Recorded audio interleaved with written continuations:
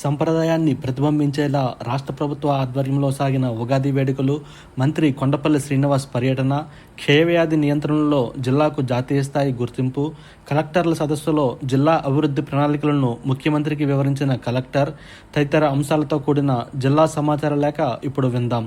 వ్యాఖ్యానం విజయనగరం జిల్లా ఆకాశవాణి ప్రతినిధి రామకృష్ణ. జిల్లాను, రాష్ట్రాన్ని అభివృద్ధి పథంలో నడిపించేందుకు కృషి చేద్దామని రాష్ట్ర ఎంఎస్ఎంఈ, సెర్ప్, ఎన్ఆర్ఐ వ్యవహారాల శాఖ మంత్రి కొండపల్లి శ్రీనివాస్ పిలుపునిచ్చారు.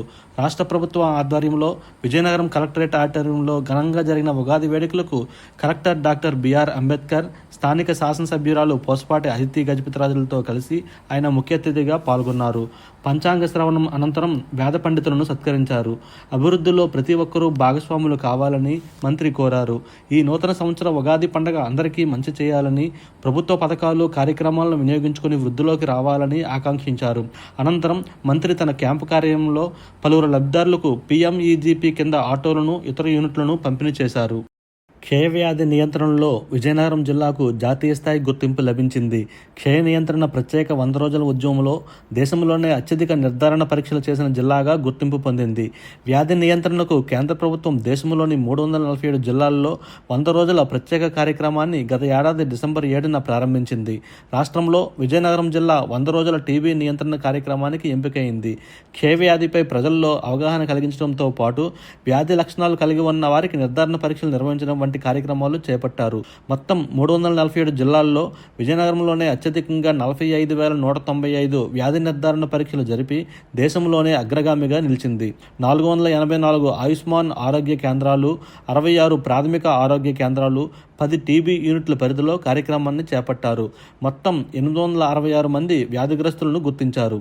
మార్చి 24న ప్రపంచ క్షయ దినోత్సవం సందర్భంగా కేంద్ర ఆరోగ్య శాఖ మంత్రి డాక్టర్ జేపీ నడ్డా నుంచి ప్రత్యేక అవార్డు లభించింది.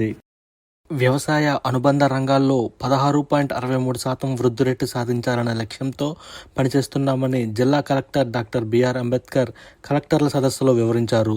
2025-26 ఆర్థిక సంవత్సరానికి ప్రాథమిక రంగమైన వ్యవసాయం, ద్వితీయ రంగమైన పరిశ్రమలు, తృతీయ రంగమైన సేవల విభాగాల్లో సాధించాల్సిన అభివృద్ధిపై అంచనాలను రూపొందించి 2 రోజుల సదస్సులో పవర్ పాయింట్ ద్వారా కలెక్టర్ జిల్లా ప్రణాళికలను వివరించారు. వ్యవసాయం అనుబంధ రంగాల్లో 16.63%, పరిశ్రమల్లో 17.17%, సేవల రంగంలో 15.81% వృద్ధి రేటును సాధించాలని కార్యాచరణ ప్రణాళికను రూపొందించినట్లు తెలిపారు. జిల్లాలో 10,000 హెక్టార్లలో వ్యవసాయాన్ని విస్తరించనున్నట్లు చెప్పారు. ప్రకృతి వ్యవసాయాన్ని 24,281 హెక్టార్లలో, 2,000 హెక్టార్లలో అదనంగా వేసవి పంటలు, నూనె గింజల సాగులోకి తేవడానికి కృషి చేస్తున్నామన్నారు. ఉత్తమ నాణ్యమైన చేప పిల్లలను సరఫరా చేసి ప్రభుత్వ చేపల ఫారంలను బలోపేతం చేయడానికి, ఎప్పటికప్పుడు వ్యాధులను తనిఖీలు చేయడానికి ఆక్వా ల్యాబ్ ఏర్పాటుకు చర్యలు తీసుకుంటున్నట్లు తెలిపారు. భోగాపురం అంతర్జాతీయ విమానాశ్రయ నిర్మాణ పనులు దాదాపు 70% పూర్తయ్యాయని కలెక్టర్ తెలిపారు. వయోజనులను అక్షరాస్యులుగా చేసే ఉల్లాస్ కార్యక్రమంలో భాగంగా జిల్లా వ్యాప్తంగా నిర్వహించిన అక్షరాస్యత పరీక్ష విజయవంతంగా పూర్తయింది. ఈ పరీక్షకు జిల్లా వ్యాప్తంగా సుమారు 47,000 మంది వయోజనులు హాజరై ఉత్సాహంగా పరీక్ష రాశారు. ఉల్లాస్ కార్యక్రమంలో 48,578 మంది నమోదు కాగా పరీక్షకు 46,953 మంది హాజరయ్యారు. కలెక్టర్ బిఆర్ అంబేద్కర్ జామి మండలంలో పర్యటించి పరీక్షను తనిఖీ చేశారు. కేంద్ర ప్రభుత్వం రక్తహీనతను నివారించేందుకు ప్రవేశపెట్టిన పలు పథకాలను క్షేత్రస్థాయిలో సమర్థంగా అమలు చేస్తున్న కారణంగానే జిల్లాలో రక్తహీనత తగ్గిందని కేంద్ర ప్రభుత్వ వైద్య నిపుణుల బృందం అభిప్రాయపడింది. జిల్లాలో రక్తహీనత తగ్గడానికి గల కారణాలపై 2 రోజుల పాటు క్షేత్రస్థాయిలో అధ్యయనం చేసిన కేంద్ర బృందం ప్రతినిధులు ఐఏవిఏ ఇండియా సంస్థ ఆరోగ్య వ్యవస్థ విధాన పరిశోధనకు చెందిన సీనియర్ మేనేజర్ డాక్టర్ దృష్టి శర్మ, ప్రత్యేక నిపుణులు డాక్టర్ జాస్మిన్ క్షేత్రస్థాయిలో గుర్తించిన అంశాలను కలెక్టర్ అంబేద్కర్కు వివరించారు. రాష్ట్రంలోని విజయనగరం, శ్రీకాకుళం జిల్లాల్లో తమ బృందం 2 రోజుల పాటు అధ్యయనం చేసిందని తెలిపారు.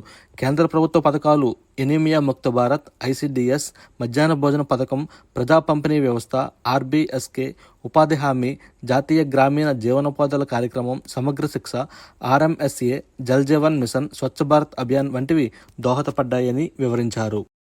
ఇప్పటి వరకు విజయనగరం జిల్లా సమాచార లేఖను విన్నారు. మరిన్ని కొత్త వార్తా విశేషాలతో వచ్చే నెల సమాచార లేఖలో కలుసుకుందాం. రామకృష్ణ, విజయనగరం జిల్లా ఆకాశవాణి ప్రతినిధి.